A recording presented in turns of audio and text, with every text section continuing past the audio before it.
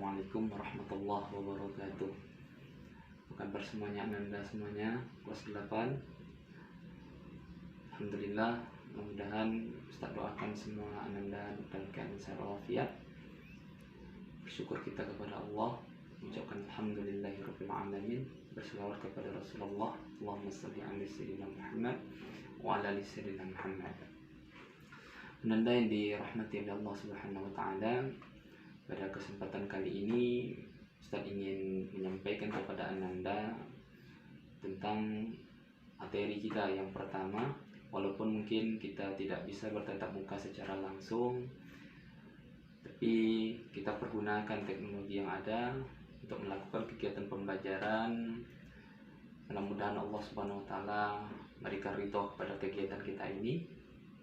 Walaupun keadaannya terbatas, mudah-mudahan Ananda dapat mengambil ilmu dari apa yang kita bahas, dari apa yang kita bicarakan, sehingga ketika Ananda melakukan amal sudah sesuai dengan apa yang telah diajarkan oleh Rasulullah, sesuai dengan Al-Quran dan Sunnah.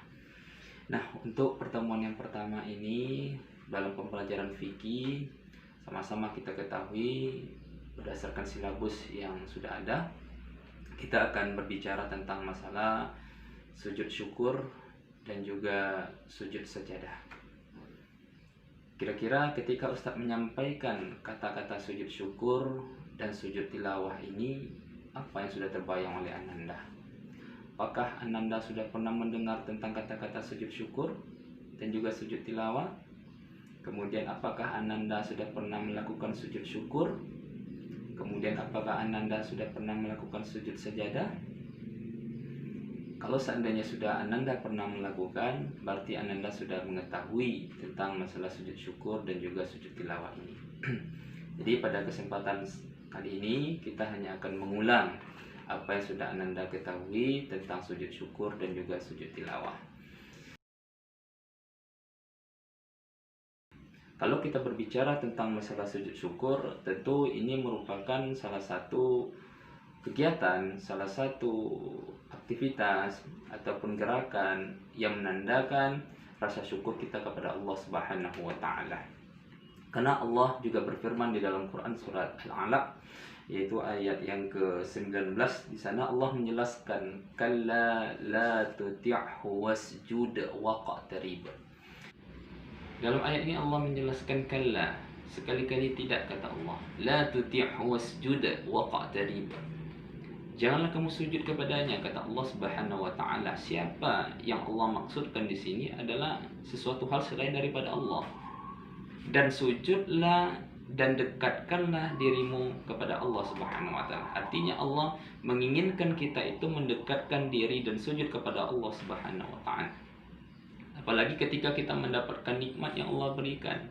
Wa in ta'uddu ni'matallah la tuhsuha, kata Allah. Kalaulah kamu menghitung-hitung nikmatku yang aku berikan kepadamu, maka kamu tak akan mampu untuk menghitungnya. Maka ketika Allah berikan nikmat kepada kita, maka kita disunnahkan.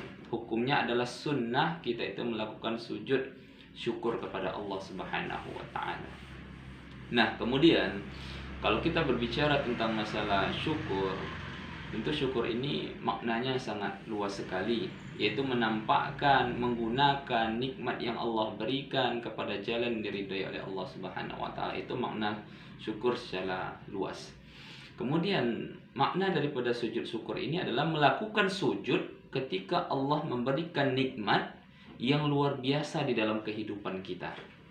Itu merupakan tanda rasa syukur kita, tanda kita itu dekat diri kepada Allah Subhanahu wa taala dengan cara merendahkan diri kita, yaitu dengan bersujud kepada Allah Subhanahu wa taala. Nah, kemudian ada beberapa dalil yang menjelaskan tentang pelaksanaan sujud syukur ini, sehingga sujud syukur ini dikatakan sunnah. Nah, yang pertama, jumhur ulama mengatakan bahwasanya mereka sepakat bahwasanya sujud syukur itu hukumnya adalah sunnah. Berdasarkan hadis Rasulullah Sallallahu Alaihi Wasallam yang diriwayatkan oleh Tirmizi, di sana Abu Bakrah an Abi Bakrah anna Nabi Sallallahu Alaihi Wasallam Abu Bakrah mengatakan sesungguhnya apabila Rasulullah itu mendapatkan sesuatu yang menyenangkan hati, kemudian diberikan kabar yang menggembirakan, sehingga beliau itu sujud sebagai tanda syukur kepada Allah Subhanahu wa taala. Artinya ketika Rasulullah ini diberikan sesuatu hal yang menyenangkan hatinya, kemudian diberikan kabar gembira yang menggembirakan hatinya, kemudian beliau melakukan sujud syukur kepada Allah Subhanahu wa taala. Ini menandakan bahwasanya Rasul mengajarkan kepada kita ketika kita mendapatkan nikmat, ketika kita mendapatkan kabar gembira yang menyenangkan hati kita, maka kita tak boleh lupa untuk sujud syukur kepada Allah Subhanahu wa taala.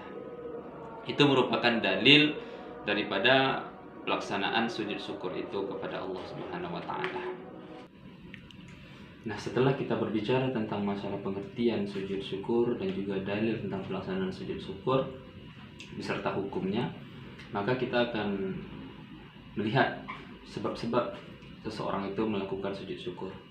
Nah, di antara sebab-sebab mengapa seseorang itu melakukan sujud syukur, memang secara umum sudah kita jelaskan tadi, bahwasanya ketika seseorang itu mendapatkan nikmat, ketika mendapatkan kabar yang gembira, yang menyenangkan hatinya, sehingga dia itu harus dan melaksanakan sujud syukur kepada Allah Subhanahu wa taala. Sesuai dengan hadis Rasulullah tadi yang menjelaskan ketika Rasul itu mendapatkan sesuatu yang menyenangkan hatinya, kemudian mendapatkan kabar gembira, maka beliau melaksanakan sujud syukur kepada Allah Subhanahu wa taala. Nah, ada beberapa poin yang menjadi sebab seseorang itu melaksanakan sujud syukur. Yang pertama adalah mendapatkan kenikmatan dari Allah Subhanahu wa taala. Apapun itu, rezeki, kesehatan, umur yang panjang, kesempatan yang mungkin hal itu sangat berharga di dalam kehidupannya, sehingga muncul perasaan, keinginan untuk melaksanakan sujud syukur kepada Allah Subhanahu wa taala. Mungkin saja contoh, ketika dia diberikan oleh Allah rezeki yang luar biasa, kemudian yang tidak disangka-sangka, dan rezeki itu sangat besar sekali pengaruhnya kepada kehidupannya, maka itu menimbulkan rasa syukur yang sangat mendalam, sehingga dia menunjukkan dengan bersujud kepada Allah Subhanahu wa taala. Itu yang pertama. Mungkin saja dia lolos polisi, lolos masuk tentara, ataupun lolos menggapai cita-cita yang dia inginkan, dan lain sebagainya. Yang kedua, terhindar dari mara bahaya. Contoh saja mungkin ketika Ananda sedang melakukan kegiatan naik sepeda motor dan lain sebagainya, ataupun sedang jalan kaki, tiba-tiba hampir ditabrak, ataupun mungkin hampir saja tertimpa sesuatu hal yang mungkin saja itu sangat luar biasa sekali. Terhindarnya dari mara bahaya tersebut. Kalau seandainya kita terkena oleh sesuatu hal tersebut, maka mungkin menyebabkan kita itu kematian ataupun patah dan lain sebagainya. Sehingga ketika Allah hindarkan itu, maka muncul rasa syukur kita kepada Allah Subhanahu wa taala. Ya Allah, kalau seandainya tidak Engkau selamatkan hamba tadi, mungkin entah apa yang terjadi pada diri hamba. Sehingga ini menjadikan kita, membuat kita menjadi sangat bersyukur kepada Allah Subhanahu wa taala. Ada sebuah kisah seorang pedagang kue yang ketika itu dia ketinggalan oleh bus ataupun mobil yang membawanya ke pasar. Ketika dia mengetahui dia itu ditinggalkan oleh mobil tersebut, maka dia sangat marah sekali. Bahkan beliau mengeluarkan kata-kata, "Ya Allah, kenapa saya ditinggalkan oleh bos ini? Padahal saya sudah membawa kue untuk saya jual, ya Allah. Kalau seandainya kue ini tidak saya jual ke pasar, nanti saya bisa rugi, ya Allah." Maka si penjual ini tidak mengetahui apa maksud Allah Subhanahu wa taala meninggalkannya dari perjalanan tersebut. Maka ketika sore harinya si penjual ini duduk-duduk di rumah sambil bermenung, kemudian beliau mendapatkan kabar bahwasanya mobil yang biasa yang beliau tumpangi itu ternyata terbalik sebelum sampai ke pasar. Maka beliau termenung, kemudian berpikir, "Ya Allah, apakah ini hikmah ketika aku ini tertinggal oleh bus tersebut, oleh mobil tersebut?" Maka beliau langsung melaksanakan sujud syukur. Ini artinya apa? Ketika Allah itu memberikan sesuatu hal kepada kita, ketika Allah berikan ujian itu kepada kita, mungkin saja ujian itu memiliki hikmah yang sangat luar biasa. Contohnya saja ketika penjual kue ini, Allah tinggalkan beliau dari mobil yang biasa membawanya dengan tujuan menghindarkan. Nah, ini dia, menghindarkan si penjual kue ini dari mara bahaya terbaliknya mobil tersebut. Maka beliau langsung melakukan sujud syukur kepada Allah Subhanahu wa taala ketika Allah menghindarkan beliau dari mara bahaya. Maka itu yang kedua. Yang pertama ketika kita mendapatkan kenikmatan dari Allah, yang kedua ketika Allah menghindarkan kita dari mara bahaya yang sangat luar biasa yang mengancam diri kita. Kemudian yang ketiga adalah ketika kita mendapatkan kabar gembira. Apa saja kabar gembira? Banyak sekali kabar gembira yang mampu membuat kita itu sujud syukur kepada Allah Subhanahu wa taala. Mungkin saja kita mendapatkan kabar gembira nilai kita bagus, ataupun mungkin kita mendapatkan kabar gembira orang tua kita mungkin mendapatkan rezeki yang banyak, ataupun mungkin naik jabatan dan lain sebagainya. Maka itu mengembirakan hati kita, maka kita bisa melaksanakan sujud syukur kepada Allah Subhanahu wa taala. Itu tentang sebab-sebab pelaksanaan daripada sujud syukur. Yang selanjutnya adalah bacaan daripada sujud syukur. Maka di sini ketika kita melihat pendapat para ulama tidak ada mengkhususkan bacaan-bacaan yang dibaca ketika sujud syukur. Artinya bacaan yang kita baca itu adalah menunjukkan rasa syukur kita kepada Allah Subhanahu wa taala. Nah, adapun pembacaan daripada sujud syukur ini, bacaannya itu sama seperti bacaan ketika kita melaksanakan sujud tilawah ataupun sujud sajadah. Itu dia.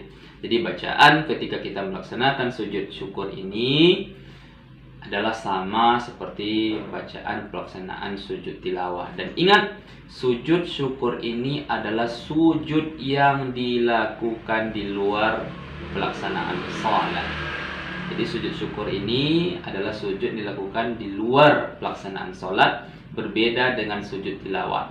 Kalau sujud tilawah dilaksanakan di dalam sholat, maka sujud syukur dilaksanakan di luar sholat. Dan hukumnya adalah sunnah. Itu dia.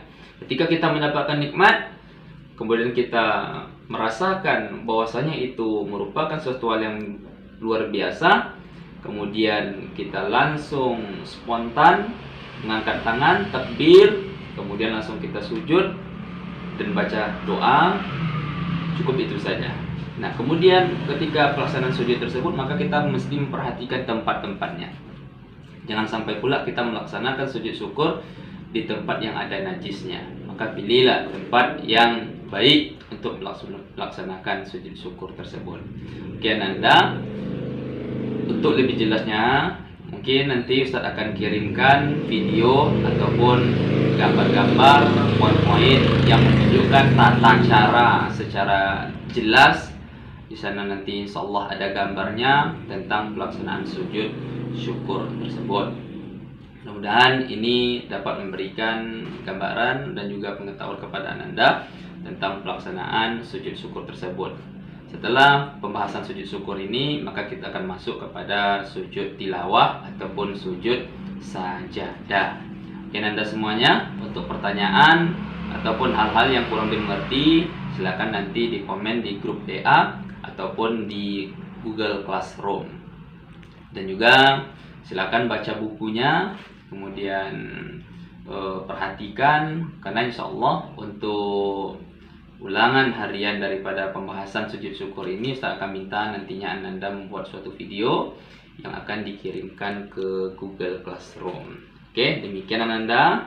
Sekali lagi mohon maaf yang sebesar-besarnya. Kalau ada pertanyaan silakan di komen di GCR ataupun di grup WhatsApp. Assalamualaikum warahmatullahi wabarakatuh.